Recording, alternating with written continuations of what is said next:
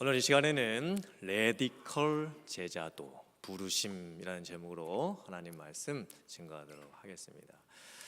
여러분들 혹시 레디컬이라고 하는 단어를 들어보셨나요? 레디컬이라고 하는 그 단어의 사전적인 의미는 이렇습니다. 급진적인, 평범하지 않은, 예전처럼 하지 않는, 습관대로 살지 않는, 뭔가 다른, 확 바꾸어 놓은, 순응하지 않는 이런 뜻을 가지고 있습니다. 그런데 최근에 이 레디컬이라고 하는 단어가 제자도하고 같이 연결되어져서 사용이 됩니다. 존 스토트 목사님이 2011년도에 90세의 나이로 소천을 하셨습니다. 소천하시기 2년 전에 88세의 나이로 마지막 책 한 권을 쓰셨는데요. 그 책 제목이 Radical Disciple, 급진적인 제자, 이런 뜻입니다. 존 스토트 목사님은 복음주의의 대표자이시고 또 설교가이고 강해자이고 또 집필가입니다. 최근의 교회 역사 가운데 엄청난 영향력을 끼쳤던 분이십니다. 존 스토트 목사님이 죽기 전에 마지막으로 책을 썼다라는 것은 그 책 한 권에 자기가 하고 싶은 모든 말을 다 담아 두었다라는 거예요. 그런데 그 책 제목이 Radical Disciple입니다. 즉 그리스도인들 모두가 제자인 줄 알고 뭔가 다르게 살아야 한다라는 것을 말씀하고 싶으셨던 거예요. 미국의 알라바마주 브루크힐즈 교회 담임 목사님 데이빗 플랫 목사님이 2011년도에 책을 한 권 쓰셨는데 그 책 제목이 레디컬입니다. 레디컬이라고 하는 이 책을 읽어보신 분들은 그래도 애써서 신앙생활을 몸부림치면서 해보려고 하시는 분들입니다. 제가 그 책을 읽으신 분들은 좀 칭찬을 제가 해드리고 싶어요.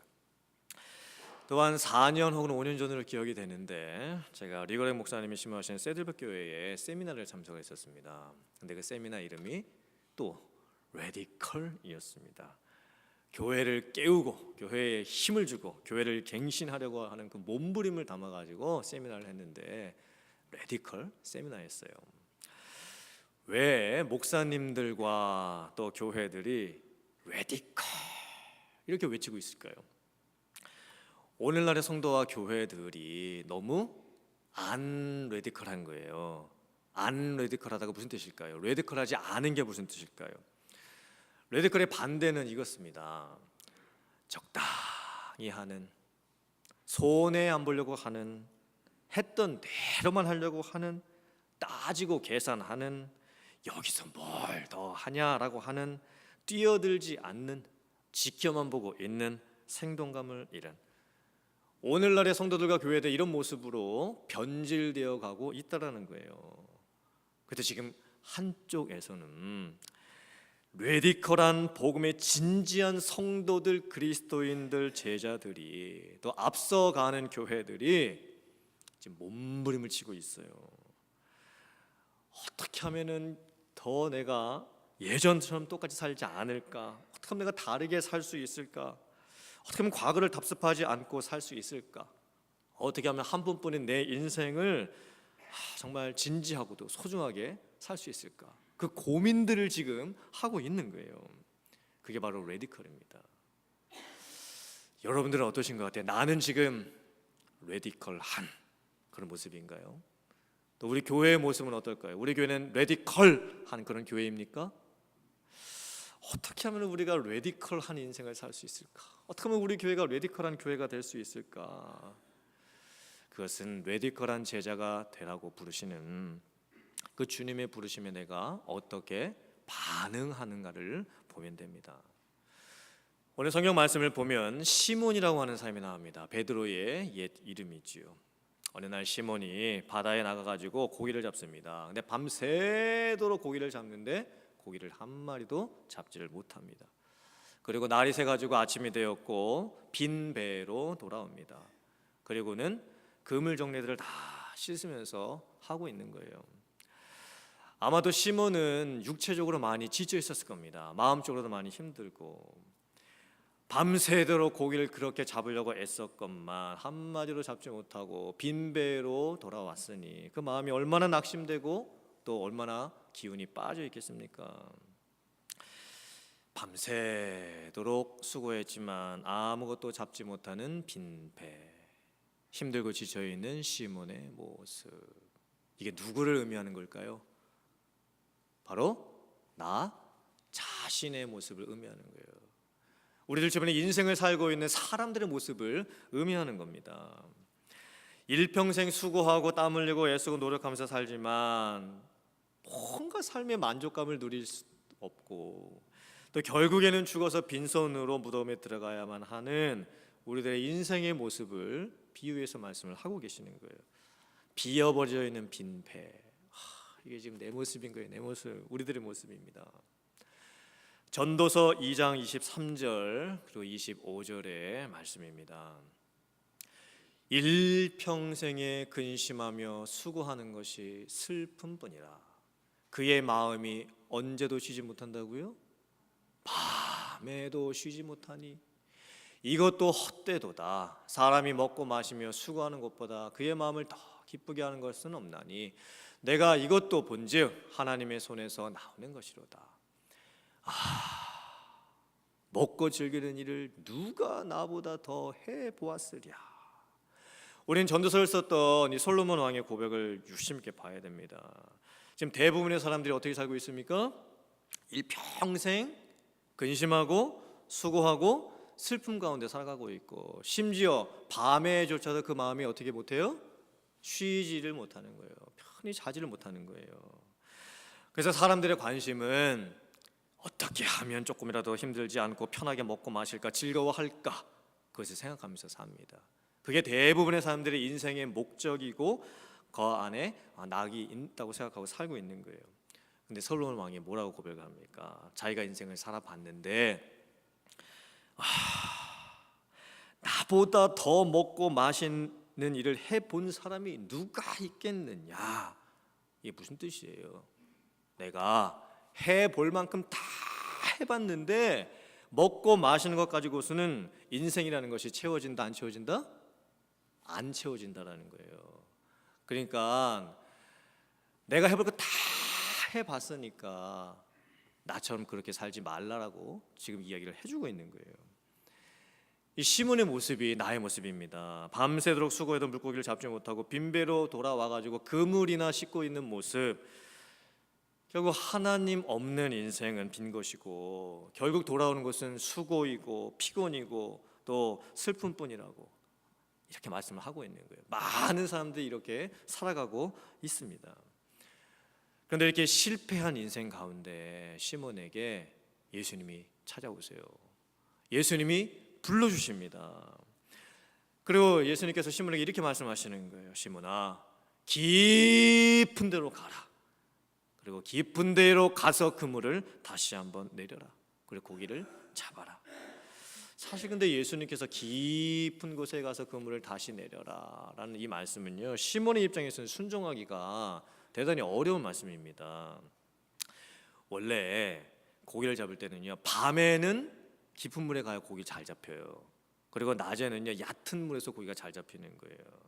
사실 이 어부로서는요, 시몬이 잡기가 굵습니다. 이 낮에 깊은 물에 가봤자 물고기가 없다는 것을 너무 잘 알고 있어요. 그리고 지금 상황 자체가 밤새도록 수고했는데 물고기를 한 마리로 잡지 못해가지고 이제 그물도 다 씻어가지고 정리를 다 해놓은 거예요. 다시 바다에 나가가지고 물고기를 잡으려면요, 그물을 다시 챙겨가지고 나가야 돼요. 번거로운 상황이죠. 예수님 말씀을 따르기가 순종하기가 어려운 상황인 거예요. 그때 시몬이 어떻게 반응을 하는가? 누가복음 5장 5절의 말씀입니다. 시몬이 대답하여 이르되 선생님. 지금 시몬이 예수님을 어떻게 불러요? 선생님 이렇게 불러요. 랍비요. 우리들이 밤이 새도록 수고하였을 때 잡은 것이 없지만은 말씀에 의지하여 내가 그물을 내리리이다 하고, 말씀에 의지하여, 이게 대단히 중요한 부분이에요. 지금 상황적으로 봤을 때는 그물을 내릴 상황이 아닌데 제가 예수님의 말씀을 한번 따라 보겠습니다.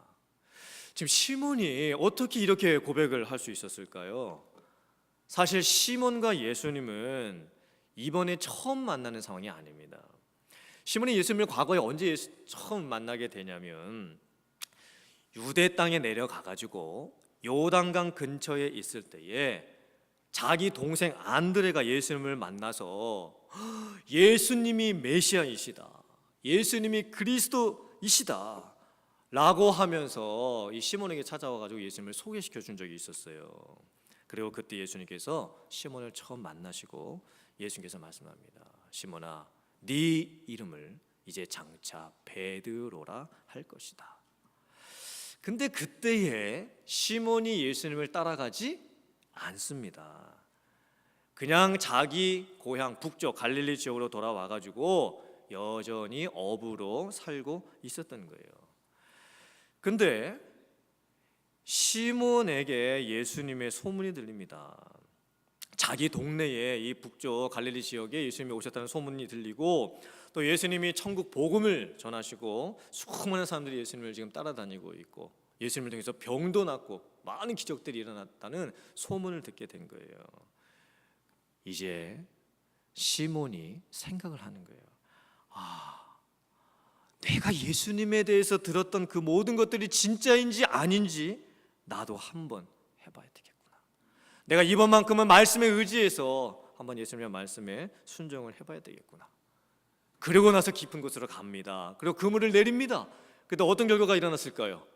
물고기가 고기를 내는 곳이 힘이 많아서 그물이 찢어질 정도로 잡히는 거예요. 자기 배에 다 잡을 수가 없어가지고 동무들에게 손질을 해가지고 다른 배까지도 다 채울 정도로 많이 잡는 겁니다. 이 모습을 잘 보세요. 레디컬 제자도의 핵심이 어디에 있냐면 예수님께서 시몬에게 깊은 곳으로 가라 말씀하고 계시죠. 근데 지금 예수님께서는 저와 여러분들에게도 똑같이 말씀하고 계세요. 이 깊은 데로 가라는 게 무슨 의미인가? 이 깊은 데로 가라는 것은요, 그냥 문자 그대로 물 깊은 바다에 가서 한번 고기 한번 잡아봐라 이렇게 말씀하시는 게 아니에요. 시몬아, 네가 이제까지 네 생각대로, 네 방식대로, 네 계획대로, 네 경험대로 살아가고 있는데, 그래서 네가 그렇게 가정을 꾸려가고 직장생활하고 비즈니스를 하고 돈을 벌고 사람을 사귀고 살아가고 있는데, 시몬아, 그런데 너의 인생의 모습을 보니 뭐가 가득하냐? 마음의 근심과 염려가 가득하고 수고뿐이 남아있지가 않고 밤에도 잠을 이루지 못할 정도의 지금 그런 상태가 되지 않고 있느냐? 아무리 먹고 마시고 즐거워해 보려고 해도 도무지 어디에서도 즐거움을 찾지 못하고 있지 않느냐?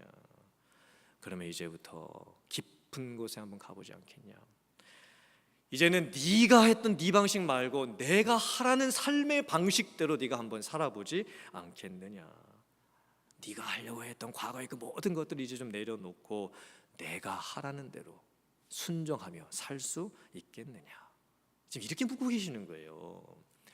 그래서 하나님께서 때때로 우리들에게 밤새도록 고기를 잡으려고 하는데 무엇인가 내가 내 손으로 열심히 무엇인가를 해보려고 하는데 하나님이 하나도 안 되게 하실 때가 있어요. 그렇게 내가 뭔가를 해보려고 하는데 안 되는 겁니다.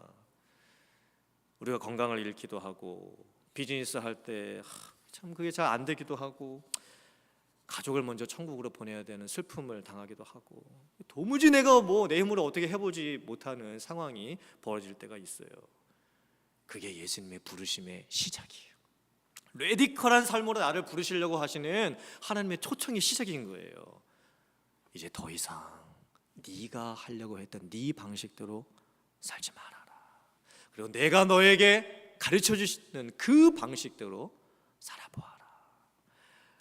깊은 곳, 깊은 바다. 이건 문자적인 의미가 아닙니다. 예수님께서 나에게 찾아오셔서 새로운 삶의 방식을 말씀해 주시고 나를 따라오라 말씀해 주고 계시는 거예요. 사랑하는 성도, 오늘 이 말씀을 듣고 이 말씀을 우리들의 삶에 잘 적용했으면 좋겠습니다. 과연 지금 나는 내 삶의 영역에 있어서 깊은 곳은 어디일까? 내가 밤새도록 수고해서 얻은 것이 아무것도 없고 지금 허탈한 마음에 그물만 닦고 있는 지금 내 인생의 상황 가운데서 여기를 어떻게 내가 떠나가지고 예수님이 가라고 하신 그 깊은 곳이 있는 곳, 그곳은 어딜까? 한번 생각해 보시길 바랍니다. 그 영역이 어디인지 한번 생각을 해보세요. 이제 여러분의 몫입니다. 그리고 나서 깊은 곳에 가서 다시 힘들겠지만 그물을 던져보아라 라고 하신 그 예수님의 말씀에 순종을 하고 예수님께서 예비해 놓으신 풍성한 은혜를 새롭게 받고 누리고 체험할 수 있는 여러분들 다 되실 수 있기를 주님의 이름으로 축복합니다. 시몬이요, 깊은 바닷물에 가요. 그리고 그물을 다시 던져요. 그리고 물고기를 많이 잡았어요. 그때 시몬이 어떻게 반응하는가를 잘 보세요. 누가복음 5장 8절의 말씀입니다. 시몬 베드로가 이를 보고 예수의 무릎 아래에 엎드려 이르되 주여 나를 떠나소서. 나는 죄인이로소이다 하니. 이 말씀을 보면요, 이제 시몬의 이름이요, 시몬 베드로 이렇게 언급이 돼요. 성경 말씀은요, 지금 의도적으로 시몬이 예수님 처음 만나기 전부터 베드로라는 이름을 받았는데도 여전히 예수님 따르지 아니하고 어부로서 살고 있는 모습에서 이제 예수님 만나서 어떻게 시몬이 베드로로 변화해 가는지를 집중적으로 지금 말씀을 해주고 있어요. 그리고 예수님께서 네가 베드로라 불리게 될 것이다. 그 약속의 말씀이 이제 어떻게 성취되어 가고 있는지를 말씀을 하고 있는 거예요. 시몬 베드로가 예수님을 뭐라고 부르죠? 주여라고 불러요. 처음에 시몬이 예수님을 뭐라고 불렀습니까? 선생님, 랍비여 이렇게밖에 안 불렀어요. 그런데 지금 시몬 베드로가 예수님을 주님 이렇게 부르는 거예요. 이게 뭐예요? 주권자 되시는 그 예수님 만나는 거죠. 자기 삶의 주인 되시는 그 권능의 주님을 지금 만나는 거예요. 그리고 무릎을 꿇어요. 엎드려요. 주님, 나를 떠나시옵소서. 나는 죄인일 뿐입니다. 지금 이 시몬 안에 있는 베드로 안에 있는 자기 자신, 자아, 교만, 자기 방식, 자존심 이게 다 내려놓아지는 거예요. 다 깨지는 거예요. 뭔가 지금 변화가 지금 시몬 베드로 안에 일어나고 있어요. 디모데전서 1장 15절의 말씀을 표준 세번역으로 하면 이렇게 됩니다. 그리스도 예수께서 죄인을 구원하시려고 세상에 오셨다고 하는 이 말씀은 믿음직하고 모든 사람이 받아들일 만한 말씀입니다. 나는 죄인의 우두머리입니다. 이건 바울 사도의 고백이었죠. 바울 사도는요, 인간적으로 봤을 때는 정말 대단한 사람이었습니다. 자랑할 것도 많은 사람이었습니다. 로마의 시민권을 가지고 있었고 당대 최고의 학문을 배우고 있었던 지식인이었고 율법의 말씀을 철저하게 지켰던 바리새인 중에 바리새인이었어요. 그런데 인간적인 그 많은 조건들을요, 바울이 예수님 만나고 보니까 아무것도 아닌 거예요. 그걸 예수님 앞에서 내 모습을 보니까 자기는 한낱 죄인밖에 안 되는 거예요. 죄인 중에서도 어떤 죄인이다? 죄인 중에서도 제일 우두머리 정도 되는 그런 철저한 죄인이다. 이렇게 고백을 하게 되는 거예요. 레디컬 제재도의 핵심이 어디 있냐면요, 하나님 만나고 내 자신을 올바로 보게 될 때 있습니다. 종교개혁자로서 개혁주의 신학의 근복을 마련했던 존 켈빈이 기독교 강요 제1장 제1절 제일 첫 장 제 첫 절에서 이렇게 고백을 해요. 창조주 하나님에 대한 지식과 인간에 대한 지식은 서로 연결되어 있다. 우리가 먼저 하나님을 바라보고 나서 다음에 내 자신을 자세하게 검토하지 않는 한 우리는 결코 내 자신에 대한 참된 지식을 얻지 못한다. 왜냐? 우리는 우리 자신의 불의, 더러움, 어리석음, 불결함을 스스로 확인하지 못하고 항상 우리는 우리 자신을 의롭고 바르고 현명하고 거룩하다라고 착각하고 있기 때문이다. 이러한 교만은 온 인류에게 본래적인 것이다. 하나님을 바로 깨닫게 될 때, 그때 비로소 나 자신의 모습을 제대로 깨달을 수 있다. 레디컬 제재도의 이 핵심이 뭐냐면요, 하나님이 나를 부르시거든요. 근데 그 부르심 앞에서 은혜를 받고 나니 내가 죄인이라는 것이 보이는 거예요. 그리고 철저하게 하나님 앞에서, 복음 앞에서 내 자아가 깨어지면서 회개하고 회심하게 되는 그 경험이 있게 될 때, 그때 우리는 진정 변화된 삶을 살아갈 수 있는 거예요. 시몬 베드로가 이렇게 고백하는 거죠. 주님, 저는 주님이 불러주시지만 그 부르심에 지금 예라고 말을 할 수 없을 정도로 저는 죄인입니다. 제가 비로소 저의 모습을 깨닫게 되었습니다. 주님, 저를 떠나 시옵소서. 사랑하는 성도님들, 이 시몬, 이 베드로의 고백이 우리들의 고백이 되었으면 좋겠습니다. 우리들이 신앙생활 할 때에 정말 뭔가 예전처럼 하지 않고 습관대로 살지 않고 뭔가 다르고, 그리고 복음 앞에 내 자신이 깨어지면서 종교생활이 아니라 진짜 레디컬한 주님의 제자로서 살아갈 수 있는 우리들이 되었으면 합니다. 이 시간 말씀을 들으면서 내가 내 자신에게 물어봤으면 좋겠습니다. 정말 나라는 자아가, 이 교만이 복음 앞에서 깨졌는가? 내가 대단한 줄 알고 지금까지 살았는데 그게 아니었구나. 내가 주님 앞에서 죄인이었을 뿐이었구나. 이걸 정말 철저하게 느끼고 있는지, 그리고 그 복음의 은혜 안에서 내가 내 자신을 보고 다시 한번 구원받은 자로서 감격하고 있는지 살펴봤으면 좋겠어요. 나 같은 죄인 살리신 주 은혜 놀라워. 이 찬양의 가사를 영어로 살펴보면 과거와 지금 현재의 모습을요 비교하고 있어요. 그 뒤에 후렴 가사가 영어로 이렇게 되어 있습니다. I once was lost. 나는 예전의 과거에 잃어버려진 사람이었습니다. But now am found. 하지만 지금 나는 발견되어졌습니다. 내가 하나님을 발견한 게 아니에요. 하나님이 나에게 다가와 주셨기 때문에 내가 하나님에게 발견되어진 거예요. Was blind. 나는 옛날에 내 모습이 앞을 볼 수 없었던 그런 영적인 장님과 같은 사람이었습니다. But now I see. 하지만 지금 나는 이제 봅니다. 하나님을 보고 예수님을 봅니다. 이렇게 고백을 하고 있는 거예요. 이 신앙의 고백이 저와 여러분들의 신앙의 고백이 되었으면 좋겠습니다. 10년, 20년, 30년 교회를 다니는데 하나님 앞에서 이 죄성이 깨어지지 않은 채 신앙 체험 없이 교회를 다니면 안 되는 거예요. 껍데기 신앙 갖고 교회 다니면 안 되는 거예요. 우리 마음속에 여전히 단단한 자기 고집과 자기 주장과 자기 체면만 살아있으면 안 되는 거예요. 사랑하는 성도님들, 우리가 주님 앞에서 내 자신의 모습을 바라보고, 주님, 제가 죄인이었습니다. 정말 제가 용서받아야 될 그런 죄인이었습니다. 이렇게 고백을 하고, 이제 우리가 내 자신이 바뀌는, 옛날처럼 살지 않는, 죄에 끌려다녔지만 이제는 죄와 싸울 줄도 아는, 더 이상 옛날의 습관의 노예가 되지 않는 이런 진정한 레디컬한 제자가 되어갈 수 있는 여러분들 다 되실 수 있기를 주님의 이름으로 축원합니다. 복음 안에서 내 자신이 깨어져 가고 변화되어가는 이 회심 체험의 은혜와 능력들이 다시 한번 여러분들 가운데 회복될 수 있기를 주님의 이름으로 축복합니다.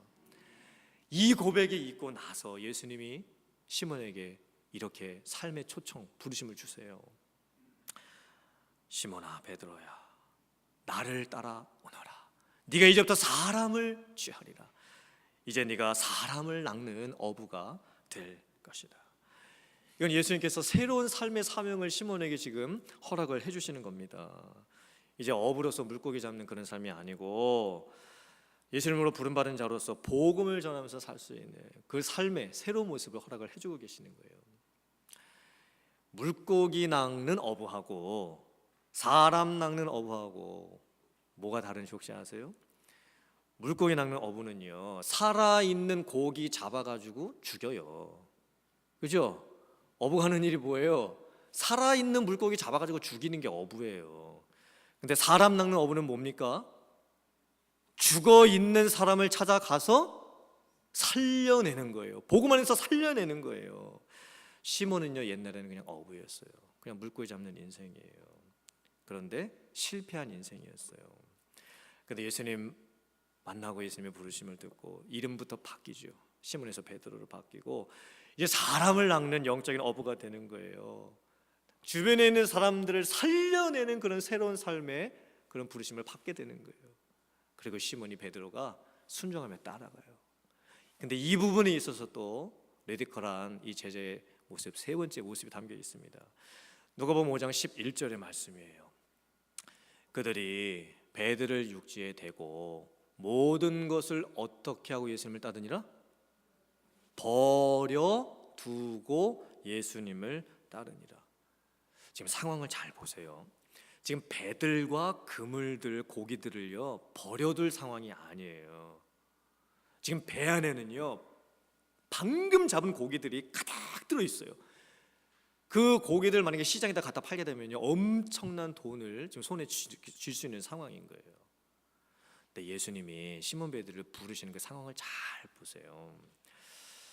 예수님께서는요 밤새도록 고기를 잡지 못하고 실패하고 낙심하고 절망하고 있을 때 시몬을 부르시지 않습니다. 만약에 그때 시몬을 부르셨다면요 시몬은 정말 쉽게 예수님을 따라갔을지도 모릅니다. 왜 그럴까요? 버릴 것이 아무것도 없어요. 지금 내 손에 쥐어져 있는 게 아무것도 없어요.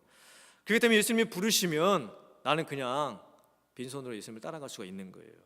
그런데 지금 예수님께서 의도적으로 고기를 많이 잡게 해 놓으시고는 배에 고기가 가득한 상황을 만들어 주시고는 나를 따르라 이렇게 말씀을 하고 계시는 거예요. 시몬 베드로가 아마 많은 고민을 해야만 했을 겁니다. 저 배 안에 가득한 저 고기는 도대체 어떻게 할 것이냐, 저 고기들을 돈으로 환산하면 저게 얼마나 될 것이냐, 그리고 저 고기들은 내가 지난밤에 밤새도록 고생했다가 하나도 잡지 못하다가 이제 막 다시 잡은 고기들인데 지난밤에 그 모든 아픔과 절망과 슬픔들을 다 채워줄 수 있는 고기들인데 지금 저 고기들이 저 배 안에 있는데 저걸 어떻게 해야 되느냐. 예수님께서요 우리에게 다 주시고 나서는 그때 따라오라고 말씀을 하고 계시는 거예요. 그때 대부분의 사람들은 어떻게 하냐면요 저는 지금 못할 것 같습니다. 제가 나중에 해야만 될 것 같습니다. 이렇게 생각을 할 겁니다. 예수께서 시몬에게 참 선택하기 어려운 상황을 만들어 놓으셨던 거예요. 배 안에 가득한 고깃대를 선택할 거냐 아니면 예수님의 부르심을 선택할 거냐.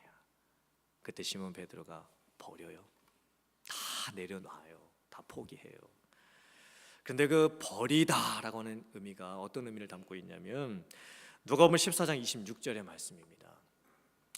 물은 내게 오는 자가 자기 부모와 처자와 형제와 자매와 더욱이 자기 목숨까지 뭐하지 아니하면 미워하지 아니하면 능히 내 제자가 되지 못하고. 이 말씀이 버려두고의 의미를 정확하게 말씀하고 있는 거예요. 버려둔다는 건 뭐 하는 거예요? 미워하는 거예요. 미워하는 거.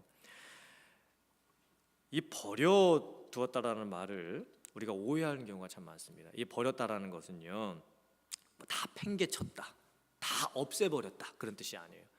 가족도 다 팽개치고 부모님도 다 팽개치고 가족도 다 모른 채 하고 집도 다 팔아버리고 재산도 다 정리해 버리고 예수님을 따라갔다 그런 의미가 아닌 거예요. 이거는 이단 종교에서는 하는 거죠. 사이비에서는 하는 거죠. 버렸다의 의미는요 미워했다라는 의미인 거예요. 더 사랑하지 않았다, 더 가치를 두지 않았다, 더 중요하게 생각하지는 않았다. 누구보다? 예수님보다. 우리는요 이 버려두다, 이 미워하다를 이렇게 오해하는 경향이 참 많아요. 만약에 우리가 신앙생활을 열심히 하면 또 교회에서 예배생활이나 헌신과 봉사를 더 열심히 하게 되면 내 가정을 더 못 돌보고 내 직장일이나 비즈니스도 더 못하게 되는 걸로 오해를 해요. 그래서 요즘 이제 성도님들의 모습을 보면 저는 가정이 중요합니다. 제 일이 참 중요합니다. 제가 교회에 너무 좀 자주 나와가지고 예배드리고 또 봉사하고 헌신하면 제가 가족 돌볼 수 있는 시간도 뺏기고 제가 일할 수 있는 시간도 뺏기기 때문에 저는 딱 여기까지만 지금 하겠습니다. 제가 할 수 있는 예배나 헌신, 봉사는 다 여기까지입니다. 물론 충분히 이해가 되는 말씀이에요. 근데 이 말은 버려두다, 미워하다의 의미를 제대로 알지 못해서 그러는 거예요. 잘 들어보세요. 만약에 내가 하나님을 최고로 사랑하게 된다면 그 하나님의 사랑이 나에게 가득해서 우리는 오히려 내 가족을 더 사랑할 수 있게 됩니다. 이해되세요? 나의 인간적인 사랑으로 내 가족을 사랑하는 것보다 만약에 내가 하나님을 최고로 사랑하게 되면 그 하나님의 사랑이 내게 가득해가지고요, 내가 평상시에 잘 하지 못했던 가족 사랑도 더 많이 사랑할 수 있게 되는 거예요. 만약에 내가 예수님을 내 인생의 제일 중요한 가치로 인정을 해드린다라면 나에게는 가족이든 비즈니스이든 공부를 하든지 무슨 일이든지 내가 더 열심히 최선을 다해서 하게 되어지는 겁니다. 왜 그럴까요? 가장 중요한 하나님의 그 가치를 내가 알기 때문에 그렇죠. 그래서 그 하나님의 사랑으로 내가 다른 것들을 보니까 가족도 더 사랑하게 되고 비즈니스나 직장 일도 더 열심히 하게 되어지는 거예요. 그러니까 이게 역설적인 은혜예요. 때로는 예수님께서 우리를 부르실 때에 참 내가 없는 상황에서 나를 부르시면 차라리 예수님을 더 잘 따라갈 수 있을 것 같은데 더 힘든 건 뭔지 알아요? 내가 잘 될 때, 내가 형통할 때, 내가 무엇인가 일어났을 때, 내 손에 무엇인가 쥐어져 있을 때 하나님은 때때로는 그런 상황을 허락을 해놓으시고 너 그것보다 나를 더 사랑하느냐? 나를 정말 따라올 수 있겠느냐? 이렇게 물으시는 거예요.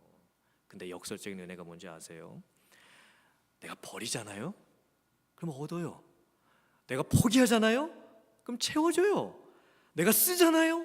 그럼 다시 내게 돌아와요. 내 것을 미워하잖아요? 그럼 하나님 것을 더 사랑하게 돼요. 사랑하는 성도님들, 그러니까 레디컬 제자도의 이 삶의 핵심은 뭐냐면요, 시몬 베드로가 배를 버려두고 미워하고 주님을 따라갔을 때 주님께서는 더 많은 것들로 이 시몬 베드로의 삶을 채워주셨다라는 데 있습니다. 살아있는 고기 잡아가지고 죽이는 어부의 삶이 아니라 이제 죽은 사람 찾아가가지고 복음으로 살려내는 새로운 인생으로 바뀐 거예요. 얼마나 놀라운 영적인 축복과 능력들과 그것들이 이 시몬 베드로의 삶에 채워졌겠습니까? 사랑하는 성도님들, 이런 삶의 은혜가 여러분들에게도 있으실 수 있기를 주님의 이름으로 축복합니다. 내가 예수님을 믿고 구원받았고 그리스도인이 되었고 거룩한 백성인 성도가 되었다고 한다면요, 이제는 제자도 된 거예요. 제자는요, 뭔가 특별한 사람들이 특별한 훈련 받아가지고 되는 게 제자가 아닙니다. 여러분들 모두가 이미 제자로 부름을 받았어요. 근데 이제 순종이 남았어요. 순종. 내가 정말 예수님을 따라갈 수 있을 것인가?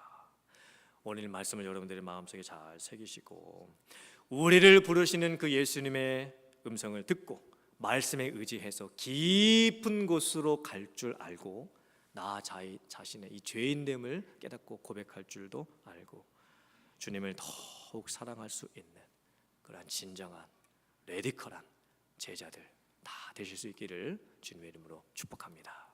아멘.